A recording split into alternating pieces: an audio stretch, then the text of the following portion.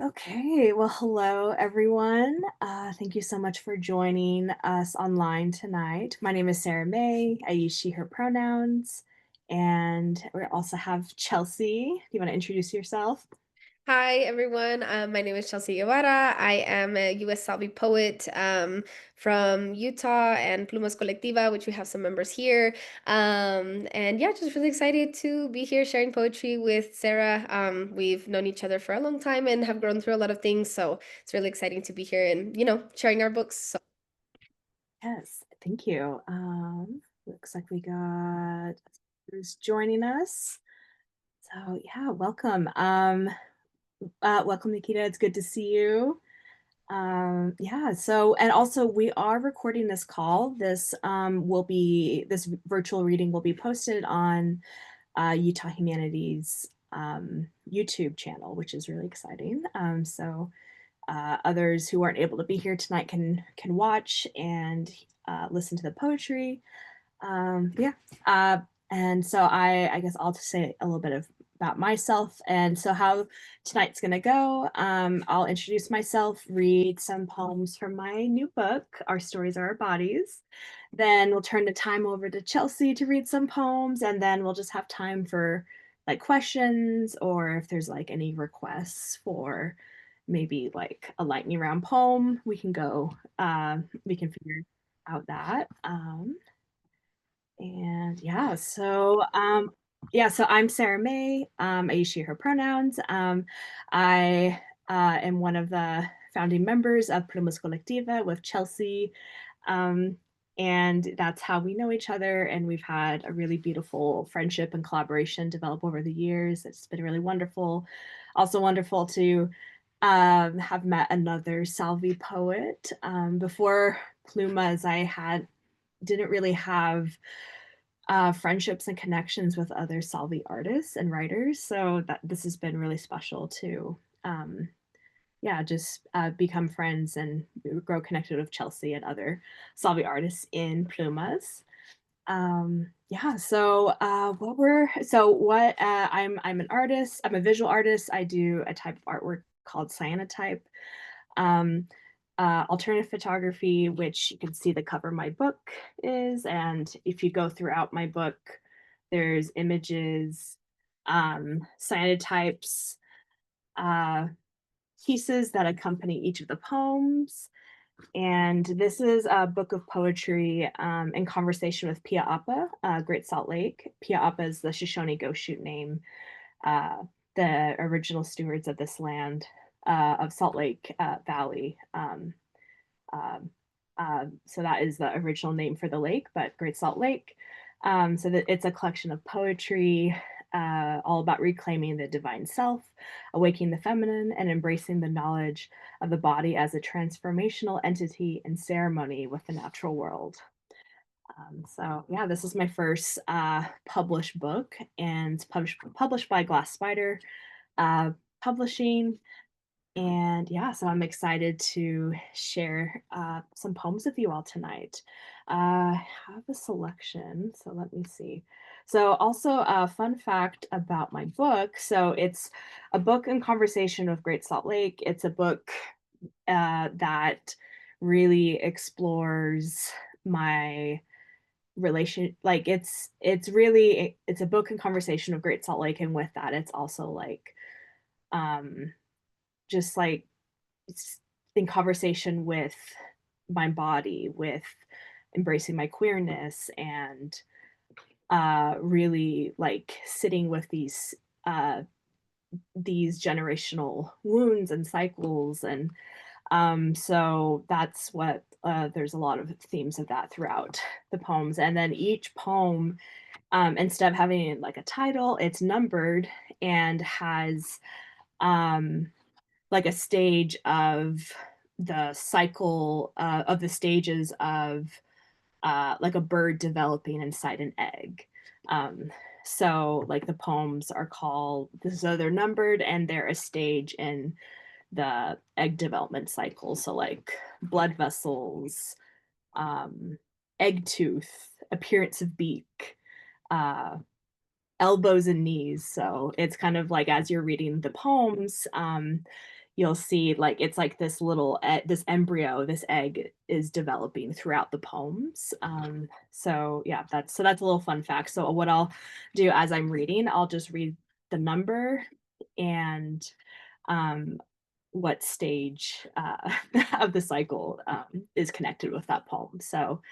Um, so this is a poem, number 2, Blood Vessels, and this is really like this poem really delves into the relationship I've had with Great Salt Lake as this refuge that, as someone who didn't really fit in the culture and community I was supposed to, the lake became this place that held me in my story and is also like connected. I spent some time 10 years ago at an artist residency in Iceland.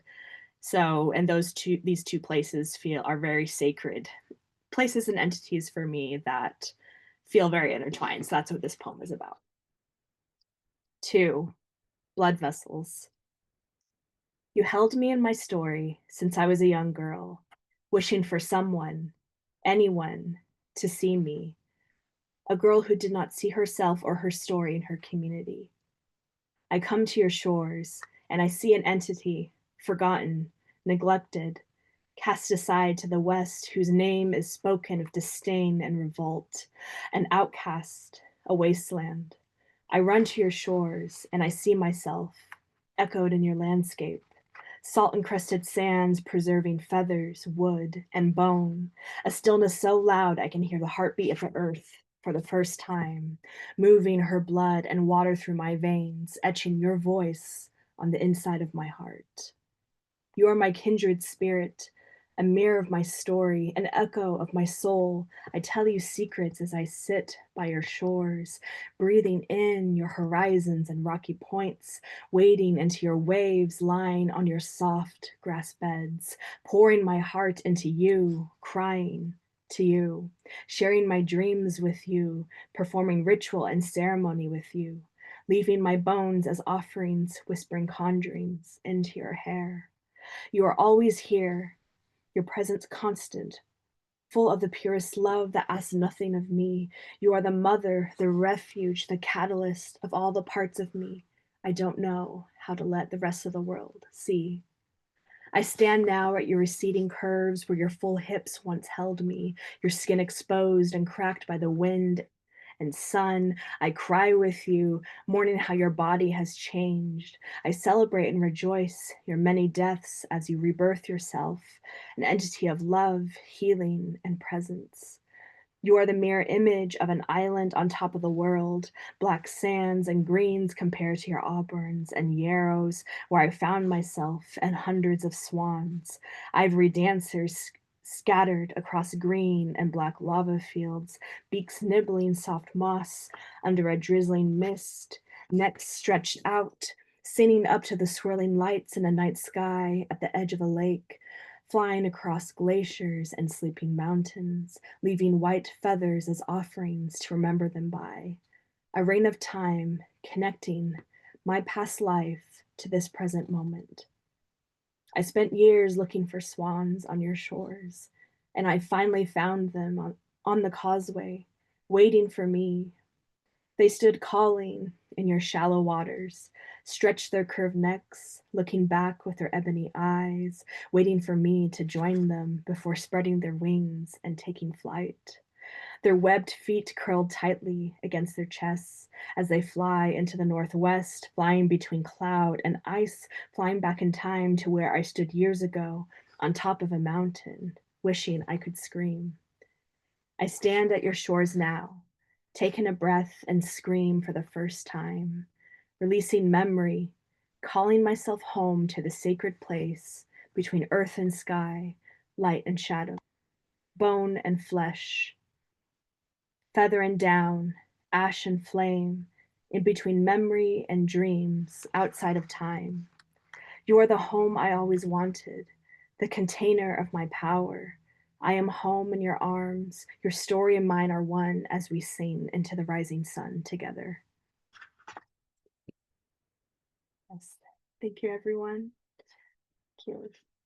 That was one of the first poems that I wrote that began the collection, so it feels, um, yeah, and this collection is really, uh, it's really this ritual, this ceremony that took place over a year and a half to actually like physically write it. So it's, yeah, it's been, um, yeah, it's really beautiful to go through and kind of just see like, I don't know, all these poems kind of they symbolize or they represent or detail moments that I physically spent at the shores of the lake and was deep in ceremony. Um, so yeah, it's interesting and also like really beautiful to just go back and kind of revisit these moments.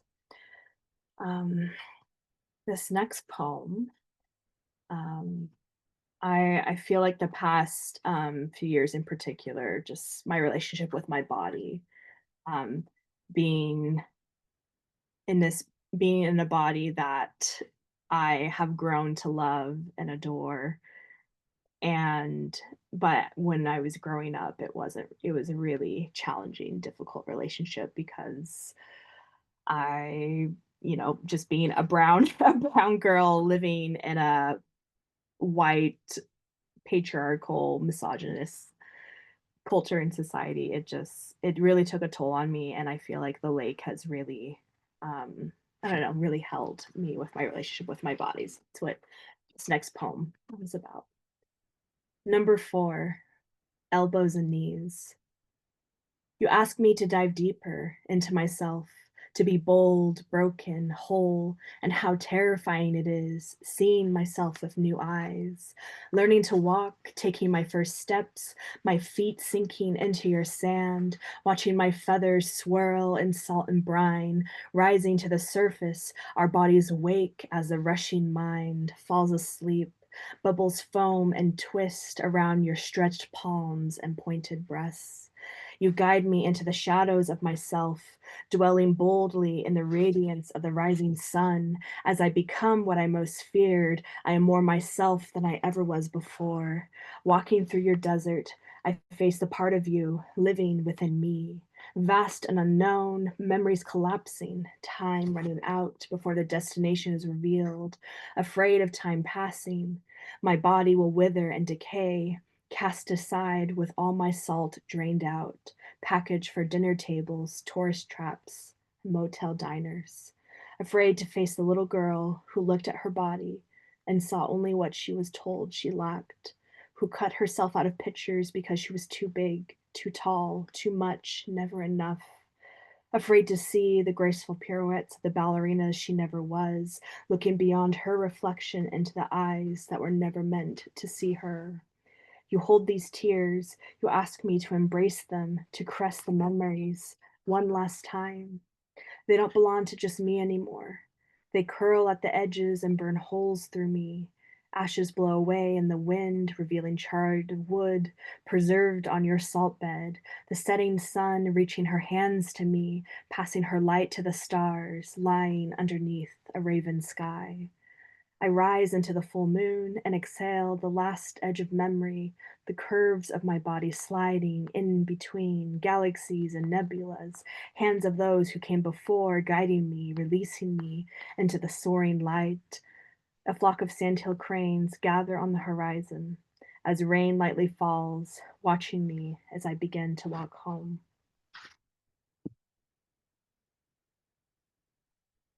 Thank you, everyone. All right. On time. Thank you, everyone. Yeah.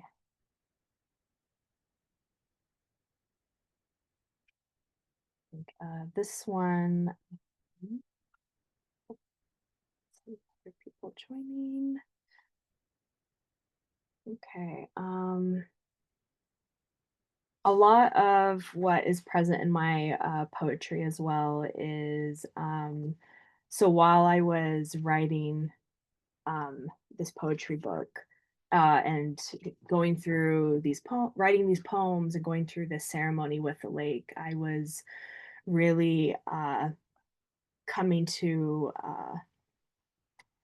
acceptance in terms with queerness and something that I had really pushed down and suppressed for quite a while. Like, I grew up in uh, Mormonism, and there it was a very complicated place to like live in.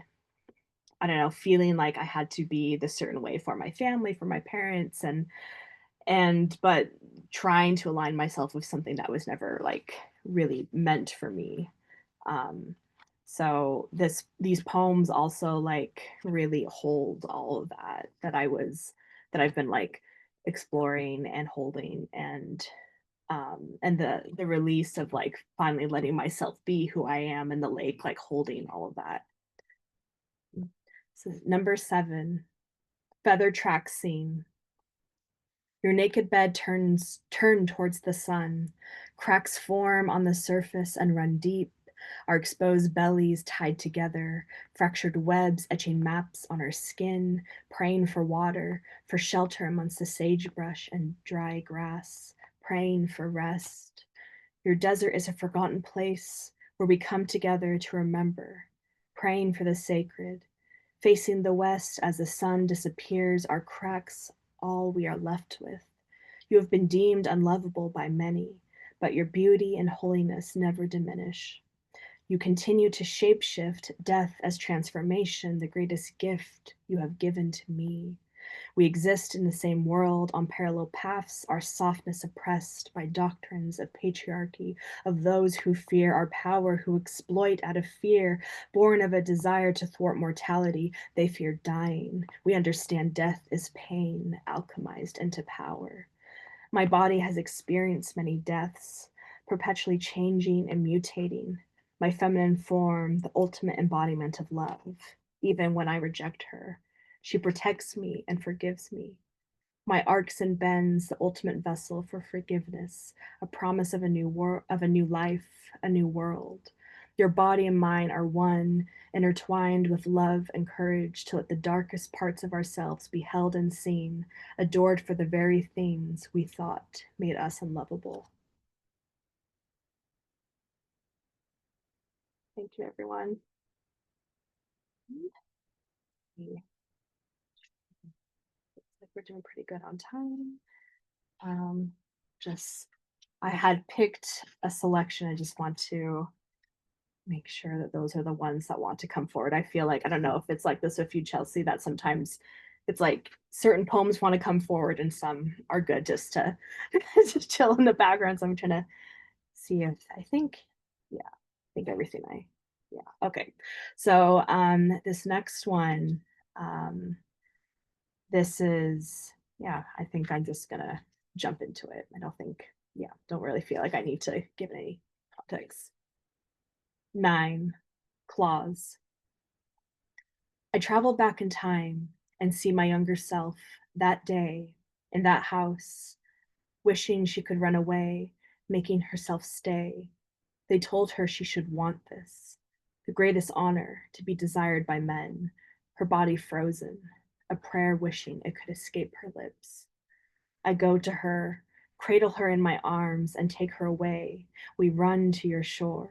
You hold us into the night. We sing to the fire and call out our incantations, our cries fueling our power, piercing the shadows through the heart, sending back the ties they put around our throats. The coyote people howl in unison, mourning and celebrating the light found in the darkest night. I thought I had let the past version of myself go. She is still here. I've been holding on to her so tight. Every tear, every heartache, every violation. We held on to each other. We held each other long after the bands and bridles that kept us captive were gone. I let go of what ensnared us. She is ready. I am ready to be free. You don't realize the ache you feel, opening yourself into the morning light. The sunrise burns your irises. The body grieves what once was, aching and stretching into another form, going to that next place where the phases of the sun tell the story of a world on fire, cooling in pouring rain. I am not afraid to leave my remains on your exposed bed, a circle of bones as an offering. I know you will hold them for me. They'll become sacred ruins, grounded in power in your waters, where tomorrow's brujas will cast spells divining our futures. I've lost count of my scars, but I have never abandoned love. Love has never abandoned me. We know the price to be paid for liberation. Change is grief. Grief is change. We are the great love we have been waiting for. Thank you, everyone. Oh, okay.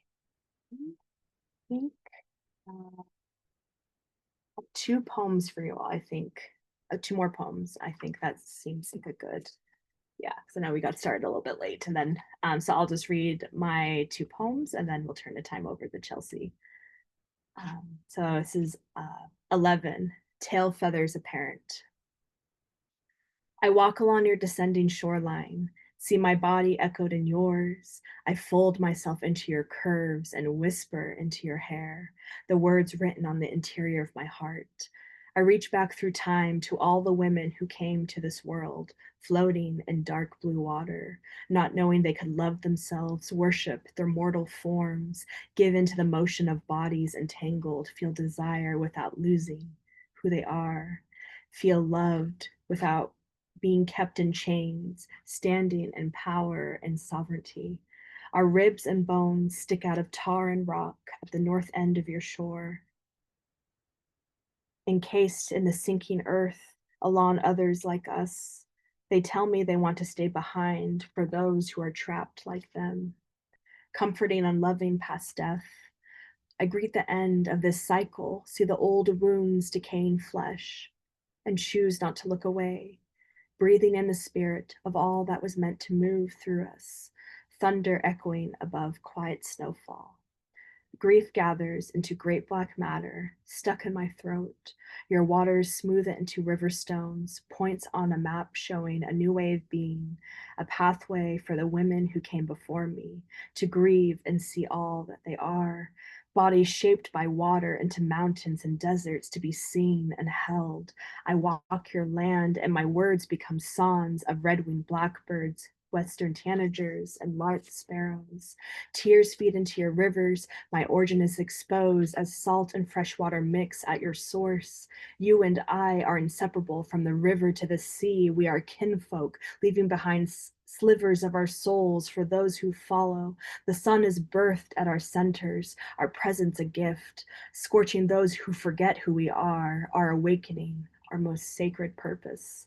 I shapeshift into the wolf skin you left out for me, embodying the stars, charting my transformation. Your chest bone and spine emerge from the sand, a silver spoon to feed your words into mine. We exist, a continent between everything we know, never being born, never dying.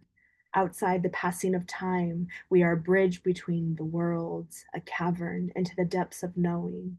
Our phases build a foundation, a rhythm of motion where we choose each life, echoing into the next. Thank you, everyone. All right. My last poem that I will read with you all. And I'm still kind of going back and forth between which one of these wants to come forward. I think, yeah.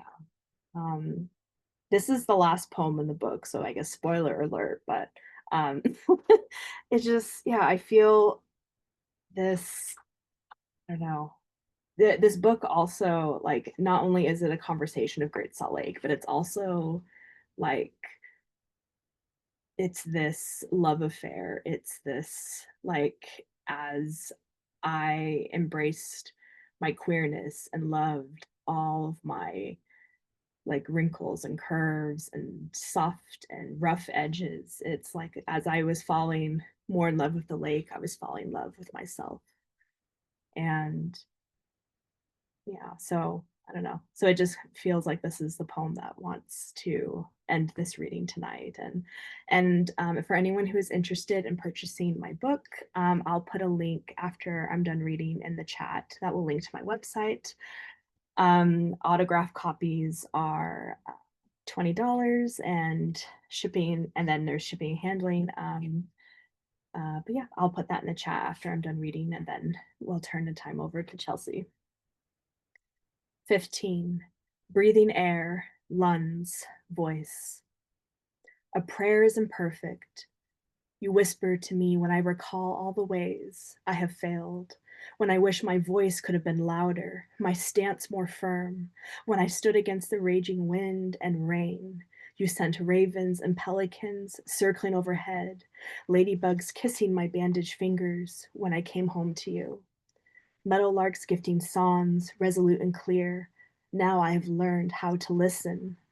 We walk together along the shore, gathering the seeds we have collected and scattering them along your rocky crevices, singing prayers and incantations, the synchronization of hatching, a promise of new birds, of new wings, to fly across the stretches of desert and dark blue water.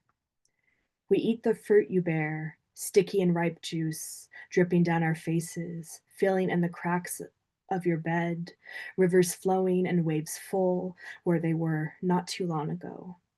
Kisses leaving stains of dark honey, soft and smooth to the touch. The wind fills my chest and I sing the songs you gave me, the beginning and the end where we live in between. I forgive myself for all the ways I didn't know how to love me. Your crisp evening light illuminates all my rough edges, and I see a wild woman who finally set herself free. Thank you, everyone. It's a gift to be here with you all tonight and turn the time over to Chelsea to read her amazing collection of poetry. Hi everyone. I'm feeling a little emotional because I have been out of Utah for a couple years now, and I am one of the founding members of Plumas too. And it's just crazy to think, me and Sarah met like several years ago, and just to see, where we are now. She's published her first book. I have as well. So yeah, I just wanted to say thank you and love you, Sarah, as always. So yeah, I'm gonna share probably about 4 or 5 pieces with y'all, depending on how long I talk for. But this is my new book, if you can see it. Oh, I blurred it. Okay, this is Cipota. Here, hold on, y'all. I tried to do like the fancy professional thing and blur it this time, and I probably will go back. But this is Cipota. I just published this in September of this year with Button Poetry. The very beautiful bird on the front is art by Mel on the Button team. So yeah, I basically kind of the same way that Sarah was explaining her collection. Mine is also in a similar way. It's split up into chapters, and mine really focuses on the like identity aspect, and especially as Sarah was mentioning, it was like a special thing for us to meet in our adulthood as two Salvi poets, because there's not a ton of BIPOC representation and stuff in places like Utah. So being with Plumas has been really special and really integral to me, even creating Cipota, which the title is Salvadorian word for girl. And it talks about, my experience with Salvadorian girlhood, and sort of like split into pieces of like memories that I feel like are particularly important, I guess, in my development of self and understanding kind of the external and political, and then how that intersects with the personal. So to start, I'm going to start with my poem Los Pajaritos. I'm going to start with a version in Spanish because I've had the great privilege and honor to be able to work with Salvi poets in the diaspora, particularly, across from the diaspora, particularly Mos, who has translated my poems. So I'm also able to compete now in Spanish, which has been scary thing because there's always the nervousness about speaking Spanish and stuff. And when I was younger, I couldn't as well, but I'm more fluent now. So I'm gonna start with that version just because I feel like the translated version has been a sort of like opening into like a different feeling with the poem that didn't quite hit in English. And then I'll move on from there. So I might give you some context for some poems, might just go through it. Some of them are more narrative form, so I'll start with that one. Mi amor, cuando te digo que mis ancestros son pájaros, Quiero decir que los observo desde la distancia. Jamás he podido acercarme tanto como me gustaría. Mis pasos son demasiados torpes. Siempre lo han sido. Doy un paso más para verlos mejor y desaparecen. Hablan un idioma diferente al mío y Dios, cómo me he esforzado por escucharlos, por encontrar en sus cantos algo lo suficientemente familiar como para traducir, porque es así como siempre he aprendido sobre mí misma a través de las bocas de otros que cuentan historias tan sagradas que flotan en una habitación con botellas de cervezas vacías que la adornan, con los primitos acurrucados en el sofá para una pijamada improvisada en que una bocina reproduce una antigua canción acerca de cruzar la frontera. Aquí es donde siempre hemos aprendido sobre nosotros mismos. Mi amor, cuando te digo que mis ancestros son pájaros, quiero decir que me esfuerzo por silbar como ellos, tal como me enseñó mi papá, y a veces ellos me devuelvan el canto y me hace pensar en todas las veces en que he intentado aprender el idioma de alguien a quien amaba y no sabía lo que estaban tratando de decirme, así que te ruego que esto sirva para algo, porque no sé de vuelos, solo de peso, solo de aviones de papel de dobleces afilados por las manos de mi papá, que se ablandan en las mías, demasiados pliegues para atrapar buen aire sé del papel en el agua, solo la comprensión de algo que alguna vez conocí, pero que ya no se ve igual que antes, mi amor, no está arruinado, nada más es diferente, y tengo que recordármelo. Mi amor, cuando digo que mis ancestros son pájaros, quiero decir que mis mejores sueños siempre han sido aquellos donde he podido volar. Thank you. Um, so yeah, that one I always like to open with. I think it's been a very important piece for several years, and kind of that kind of language disconnection. I think also describes a lot of the loss and disconnection that we feel largely from identity and culture in the diaspora, especially growing up in places like Utah. This next one, in honor of Sarah's work, especially with Great Salt Lake and these ideas of waters and connection and everything like that. I'm going to share a poem that I haven't read before that's in the collection. So this is titled Mom is the First Metaphor I Learned for Water. It takes Mom and I 2 whole days, backs bent over Mr. Clean and rubber gloves, to sift through the apartment. Nana's husband passed away, and we spend most of the time all saying sorry to each other for the things we could not control. I wonder when I first recognized apology as kinship between women, the weight of any one person's grief split between our hands, a condolence constantly squirming up the back of the throat. Guilt is a house guest guilt is a house guest I am learning to ask to move out. Trying to not say sorry again because I've already said it too many times is a practice in biting the tongue, muscle split and bleeding between enamel. I don't know why asking for forgiveness feels like a requisite for speaking, but I always apologize when I talk. Too much or at all, have a habit of treating my voice like loose change, mortified by the way it sounds like it was an accident. I even made a noise at all, but Mom collects all my writing, is my first audience, the first reader I cobble a book together for, the first person who thought my work was good enough to make me share it. Mom's voice moves like lightning, like it could silence a whole city, command everyone's attention with or without starting a fire. Everyone says I look like Papa. But Mom teaches me to let my voice bloom like thunder, to crack the silence the world expects of us, and the resemblance becomes undeniable hours before the plane ride back.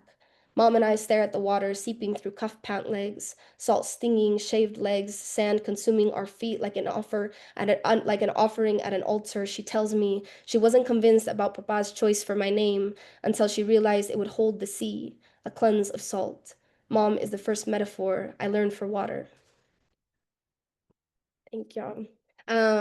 Yeah, that's a really special one that I don't share as much because I started writing poetry about 7 years ago. And I started in the slam scene, which Lynn Flores on here was one of the coaches for our youth circuit. So that's a very special thing to be involved with y'all, in Plumas now too. So the next one I'm gonna share is All I Know. This is actually like probably my proudest piece. This one came like a strike of inspiration when I was writing the book. Um, and it's sort of like all of the things that I hold to be true in the midst of all the questions and doubts I have about myself. So, yeah, this is all I know. I laid in the grass, and I only checked for stains twice. I sat hunched on the sofa, and I stopped pulling at the hem of my shirt. I said what I wanted to say, and I did not apologize for sounding dumb. And I did not think myself dumb, and I did not think my body ugly, and I did not think about how everyone might speak of the girl with green manchas on her clothing, and is this not, and am I not beautiful? For once, I do not think so hard about myself, I splinter. So many scars on my hands, I cannot find mis huellas, my way back home. Home is a lucid dream. Something about humidity is always familiar, but saying it out loud makes it sound absurd. All I know is salt, but not sea. All I dream of is rain, but I wake a withered thing in every winter snow. Here, everything looks the same, and I do not belong. Here, everything looks familiar, and I ask to stay longer. Like if I do, a memory I once loved will come back to me like it never left, like it would fix everything. I do not know where I am, and I do not know who I am. All I know is there are no better frutas than the ones picked by my father's hands. He raps his knuckles on the rind of the sandía, puts his ear close, and listens for it to echo back in the language of ripe moment, holds the mangos in the pressure of his palms. I wish to one day skin a papaya as close to the flesh as he does, swing a machete and cut through the branch of a tree like jicama at a time where my sister and I still cannot say all that we need to in each other's languages. She bays los jocotes en alguaiste, shows me how to leave only the seeds behind, seeded lichas, prickled shells torn in two. Mama Lupe holds a bag of lichas, teaches me to ask for what I need in a tongue that will one day help me tell the truth. All I know are stories, and I'm trying to remember them correctly. All we know is love, but their God here in this desert has never known us. All my dreams rest on the premise of flight or escape, meaning all my joy has never known an existence without fear, calls out his name with her first breath. I am always a mouthful, a stutter of teeth, and you teach me to sing, and I am terrified of doing something I haven't learned to do well yet, of being asked to translate and having to admit I don't understand it all either, of being asked for proof and fluttering like faulty memory. I cut a mango before bed. I cannot peel with the blade well enough not to waste it, but I cut the fruit in four and barely shave the semilla. And my father recalls the crowds of mango trees they plucked from as children, and I tell him I want to see them one day, and he tells me they do not exist as before, and I think we must be lost, and I think we are still searching. In the distance between fronteras, in the stretch of the diaspora, in the gaps of conversations, trying to find a way with words, a way to each other, a way back home. Thank y'all. Um, Thank you, thank you. That's a very special one for me. Yeah, I think I'm gonna end it then on just we have also time for questions. Let's see how long this one takes. I might have one or two more. So the next one I'm gonna share is another one I haven't read before either out of the book. This is a very like special night, so I'm feeling and I have my little sticky notes like all on top because Sarah's right. It comes to you like when you're doing the event or right before. So this one, I went through graduate school, and during graduate school, I went through divorce because it's somehow allowed for 20-year-olds to get married. Don't advise, but it was a crazy experience. And this during this time, I had to the opportunity to go on like a graduate research sort of thing in Oaxaca, Mexico. So that was really special and cool. But so this is kind of that poem, and gabbing with the girls about all of the mess that happened before I got there. So this is Sweet Blood and Zancudos. America tells me that the zancudos eat me alive because my blood is sweet. That's what her mommy always says. And I admit that though I'd like to believe myself a stone cold bitch, my heart churns like wet cement, burns sticky and slow. I admit to being a lover girl. How embarrassing to have a heart so soft even the mosquitoes know they can take from you. In Oaxaca, I tell the girls all about the divorce, and they ask me if I'm okay. And of course, I say yes. I do not tell them that most days I believe I will never be loved again. Instead, I admit I wish for a love that spreads like a swallow of honey, that you can still feel in your body long after the first spoonful. Did you know it is the only bottle in your kitchen that can never expire? I wish for a love that blushes pink, warms the body like the last touch before you leave your lover. Even when the costumbre threatens to kill all the color in your cheeks, I wish for a love that burns heavy, a shot of aguardiente, pressed from sugar cane, the kind of sweet you can still taste even in the recoil, the kind that still makes you go back for more every time. All right, y'all. I think if we're okay, Sarah, on time, I might share one more. It's a quick piece. Yeah, Oh okay. yeah, yeah, we have time. We started a little bit late, Okay. so I think, yeah, just you do you. Okay, sounds good. So I'm gonna end it on this one. This is like I think sort of like this is like the part after, when you're like super out your ex or like the breakup or whatever, and you're like, yeah. So this is that poem that I'm gonna share with y'all. This one is called Hija de todo lo sagrado, and it's also sort of like a thanks, because like at the end of the day, without my families, without my communities, all of us, it takes a village, and navigating the world is scary and things are scary, but like I've had a lot of really beautiful people in my life to, hold me down during those moments and help me grow through it. So this is that poem. I am the flame my mother whispered into woman, the steel my father sharpened into machete. I am the masa my tia shaped into sustenance, the hands that make the harvest holy. I am the clap of my grandmother's command. Small body of thunder, I am the volcano collapsed into caldera, the eruption and the rain. I am all that came before me, and all that came before me is powerful. I am. My last name's rebellion, a blessing born out of a church's rejection. I am the sharp tongues brandished by my primas, the blood that lines their lips after the sacrament. I am the miracle that makes you find a God to believe in, the lotto ticket tucked into my grandfather's shirt pocket. I am the memory mourned at the bottom of the bottle, the story revived in ranchera. I am the regrowth after the drought, the soil that remembered all she's given life to. How dare you ever make me think myself less than mountain? Press your ear to my veins, love. How could you not hear the rivers? I am the tide the moon calls for, the pull of the sky. I am the constellation you proposed to me under, but you forgot my name. Forgot to look for me when the world got bigger. Did you see me there in the shine of her silver? Did you mistake my light for hers? Breathe in now, love. Does the temperature of our last kiss chill you too? Does the heat of cumbias bring you my memory and heartburn when she says your name? Does my accent burst through your memories like a broken dam? Does the nostalgia almost drown you when you felt yourself sinking? Did you first turn to her or to me for salvation? When you brought the flood to my inbox, did your unanswered messages feel more like prayer? Do you have enough faith? How much time does a sinner have to spend underwater to truly be reborn? Is my absence enough to bring you to your knees? Do you still wait for my return? Could your weak apology count as repentance if I called myself divine? I am the daughter of all that is sacred, blasphemous to be the wife of a non-believer. I am the feminine that carries her family's legacy, blessed that I died to the same name I was born to. I am the woman I've always wished to be, and the only lover I need. I am the love that I can only explain in translations, in songs my parents played when I was young. I am the choir, the voice that leads our own worship. I am the scripture, the revelations you cling to after I'm gone. I am all spiritual, all sermon, all poem, every word I've ever preached. Thank y'all. Thank y'all so much. I'll pass it back to Sarah. I think we're gonna open up for some Q&A, so. Yeah, thank you, Chelsea. Such a gift to hear you read always. I could listen to you read every day and never be tired and learn and feel something new. Yeah, it's wonderful to be here with you all. Yeah, I think this is time. We wanted to leave some time for like if people had comments or questions. Also, Chelsea, drop the link in the chat for your so people can buy your book. Oh yes, I will drop the link. It is on Button Poetry's website.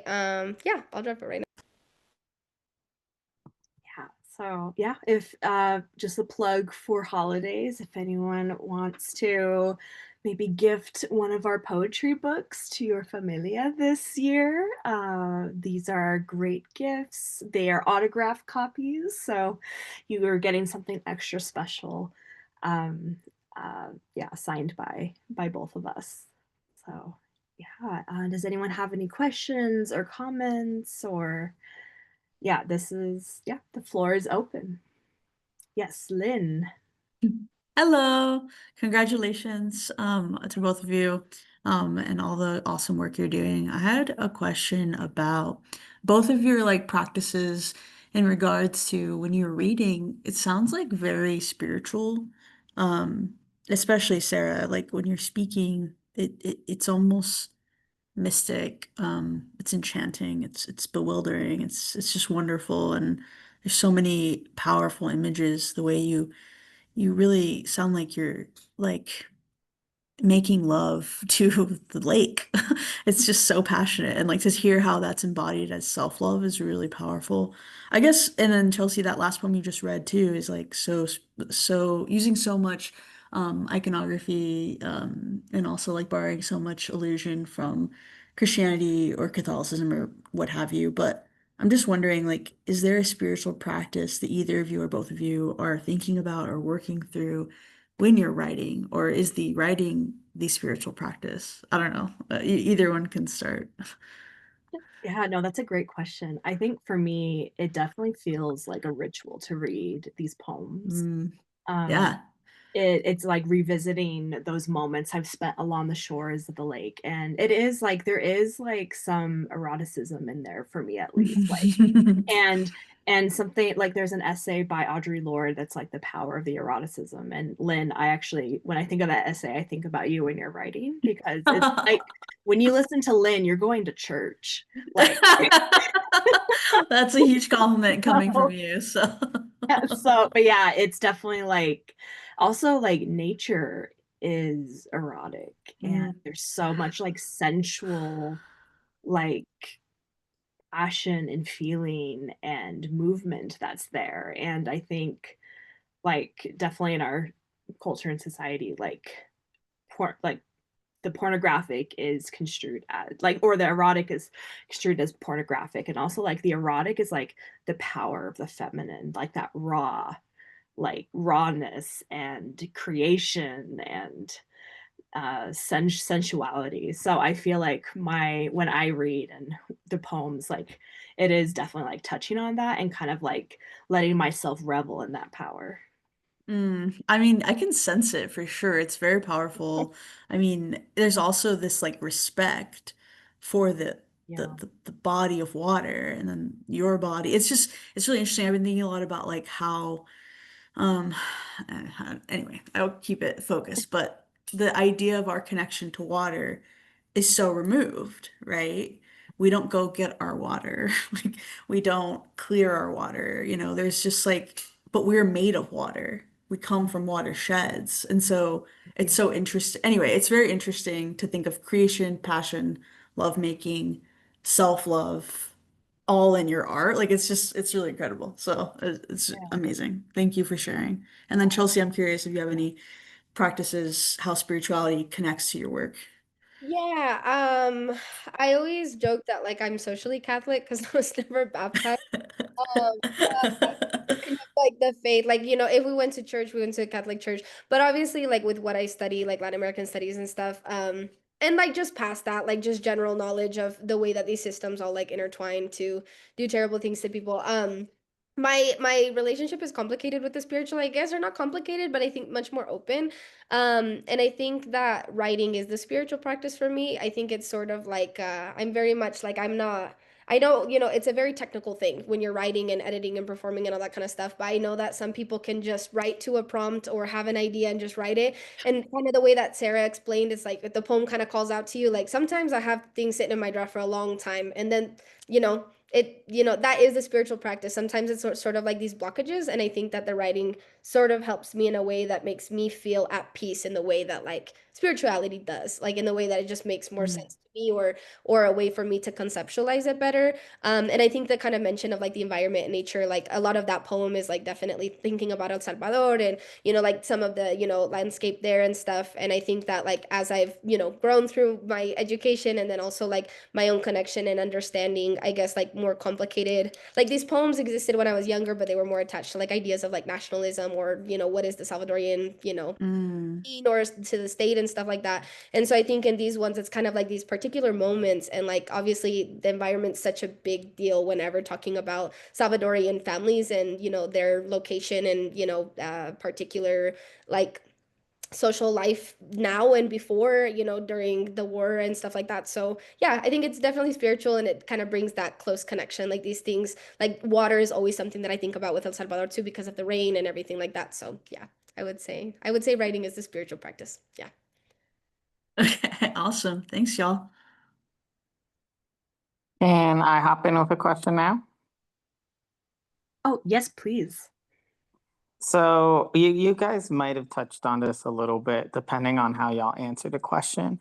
But part of what I'm curious about is that y'all are both like two Southie women raised, I dare say, entirely in Utah, if not mostly in Utah. And then y'all have also been in community creating with each other. So I'm kind of curious, and I also don't know if y'all have had the chance to read each other's books completely yet, but I'm kind of curious what connections you're seeing between, like, Chelsea, what are you seeing that connects you to Sarah's work? Sarah, what are you seeing that connects you to Chelsea's work? Whether it's in terms of praxis or identity or like influences, I'm really curious, yes, the way y'all are talking to each other as well in your work. Yeah. I like that. Like, I have not read Sarah's book in the entirety yet, and I think that you just received my copy as well, right? Through the mail. So yeah, so we're still doing that, but I think that in terms of kind of like, I think that Sarah, when she opened up talking about like the stages of the bird, made a lot of sense. Like, I have mine in chapters, right? So it's still in order, but I think it is very much like both parallel in the ways that we like.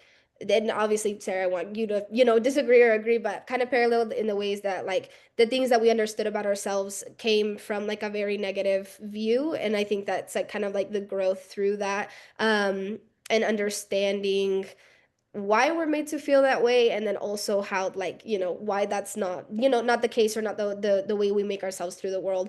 So kind of, and I think that that's that transition, girlhood to, adulthood, and the things that we learn and wish we could tell ourselves. I also have similar poems where I kind of talk to younger versions of myself in the collection as well. So I think it's just that kind of like, yeah, like all the things that we've grown through are still a part of us, and but now we gotta, like, now we kind of get to be, like, I guess, more open and more loving of ourselves, which I think in turn makes us more loving of everyone else. um yeah, I don't know, it feels good. I feel like it's like the end of like cycles of like not feeling good, about yourself, or whatever kind of intersection of identity that you're at. So yeah, especially when womanhood and everything like that. So yeah. Yeah, no, I agree. I think it'll be interesting to when because I also haven't had a chance to read Chelsea's book yet. But I think yeah, it'll be really special to or to like read and kind of see like how are we are talking to each other in our work. And I think in particular, kind of going off of what you said as well, like and some of the poems I shared tonight, like there's a lot of just like I don't know, like feeling into like ancestors, like in particular, like matriarchal, feminine, even like queer, any ancestor that's outside of like the dominant narrative that we live in currently. I feel like I'm like talking and connecting to them through the lake and through my body and my journey. So I think yeah, the that connection of healing I think is there in both of our work, and I think also like of empowerment of like being our authentic selves and um being and having and like finding our voice. I think that is also both like really present in our work and also really powerful. But yeah, but I think I mean we'll have to, after we read each other's books, it'll be interesting to kind of, yeah, we should have a conversation and delve into it. I think, yeah, that could be a really beautiful thing to explore. So thanks for the question, Willie. No, thank y'all. I'm excited to see where that conversation goes. Same here. All right, does anyone else have any questions or thoughts or comments? Yeah, Okay, just one more question, and it's a short one. I was just curious, like, so something I've been like reviewing as a poet, as a thinker, is like my collection of what I'm reading, and I've been like really interested in making sure that I'm finding other, Latina, Latinx, Latino, Latina like poets that I feel like I see myself more representative because right now, anyway, it's a whole thing. But my question is, do you guys have any suggestions for like Latinx poets that you feel like are have spoken to you in a way that helped you kind of see yourself, kind of like what you're saying, like you're not, you you know, you you both are exactly who you're supposed to be, and you shouldn't be made to feel any other way. You have any other poets though that have kind of inspired that, if, whether they're Salvi poets or not? Just like, yeah, that was my question.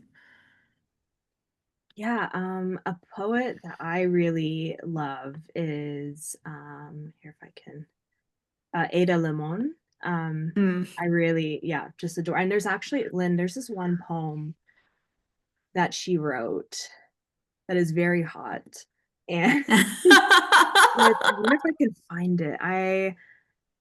Yeah, I'm gonna do some research and I'm gonna send this poem to you. I feel Okay. like especially when it comes to like the erotic, like this Okay. poem just really, I think it is about, it's something to do with fruit or an apple, but it's like really, it's something that I'm really inspired by. So that poem in particular is something that really Okay. inspires me. I feel like my reading this year has been a little, I don't know. I haven't read as much poetry as I would have liked.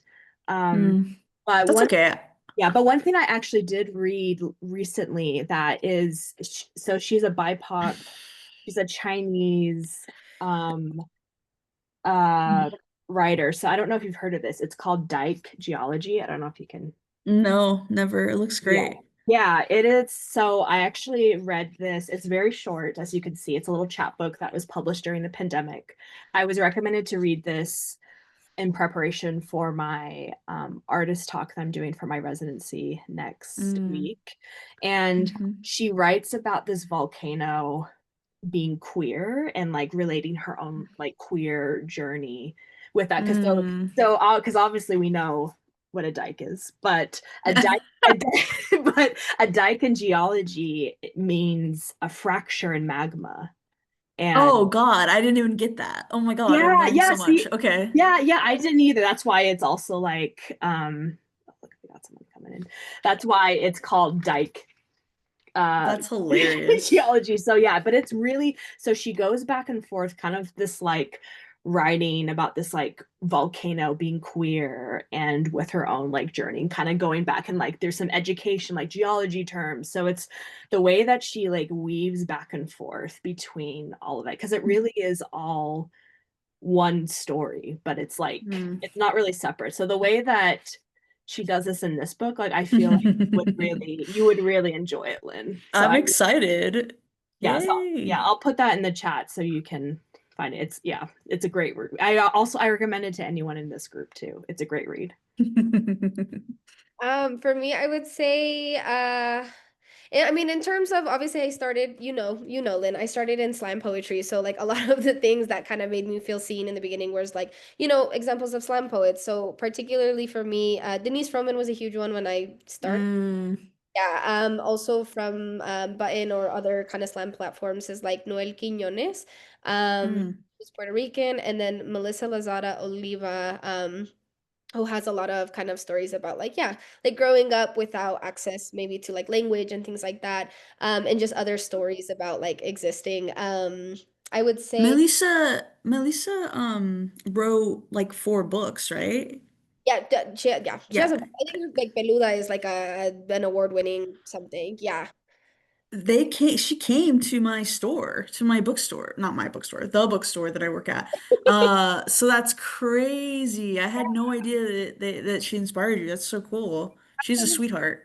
Yeah, oh my She's God, yeah, really she cool. is so sweet. So yeah, those ones for sure. I would say recently I read Blood Fresh and Wash by Ebony Stewart. Both made me sob. Just like really ugly tears, but like in the best way possible. And in general, I always tell people about the book. It's poetry, but it's like a fiction, non-fic or realistic fiction book about Indigenous people's experience in California. And it's called There by Tommy Orange. Mm. It's like quite literally my favorite book of all time. And that one is really like integrates like 7 different stories of 7 different people, and it's just a really like interesting look at the way that like identity is like sort of boxed and fragmented and sort of like disconnected and not representative, like the external perception is not representative of what's going on internally within communities and stuff like that. So yeah, those would be my main ones. Yeah. Thank you. Did Tommy Orange write Nature Poem too? The book? Do you know the Button book? No, not the same person. I don't know, I'm not aware of That's a, but okay. okay. Okay, I was just curious. Okay, cool. Yeah, Thanks, guys. that one. Thank you.